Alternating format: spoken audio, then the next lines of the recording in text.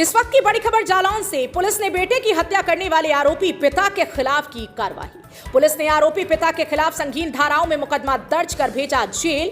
बेटे के द्वारा बहू के साथ मारपीट करने को लेकर पिता ने कुल्हाड़ी से वार कर बेटे की हत्या कर दी।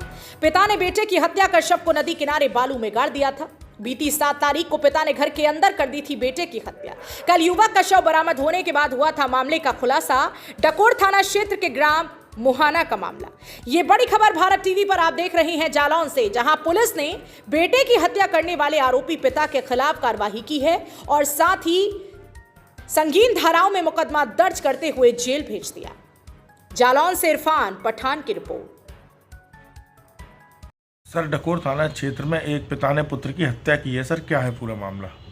देखिए, कल दिनांक 15/11/2023 को सुखनंदन, जो ग्राम मुहाना के ही रहने वाले हैं थाना डकोर क्षेत्र के, उनके द्वारा लिखित तहरीर दी गई और उसमें उन्होंने यह अवगत कराया कि उनके छोटे भाई बाराती लाल की उनके पुत्र आमोद से दिनांक 7/11/2023 को विवाद हुआ।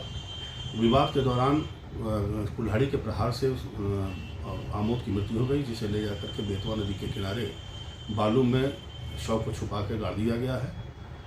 घटनाक्रम कुछ इस प्रकार बताया गया कि इसमें दिनांक 7/11/2023 को बाराती लाल कहीं खेत में काम कर रहे थे, तभी इनका लड़का आमोद घर पे आया और अपनी पत्नी को शराब के नशे में पीटने लगा।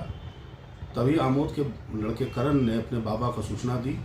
वो घर पे आए और उसके बाद उन्हें झगड़ा छुड़ाने का प्रयास किया, लेकिन वो आमादा फौजदारी था, तो इसलिए उन्होंने कुल्हाड़ी उठाई और उसे अपनी बहू को बचाने के लिए आमोद पे प्रहार कर दिया। गले में कुल्हाड़ी से चोट लग गई, जिसकी वहाँ मौके पर मृत्यु हो गई।